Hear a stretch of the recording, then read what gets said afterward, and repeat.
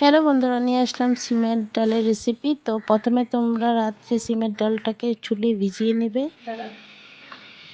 ও ঠাম্মা কি করছো? ও,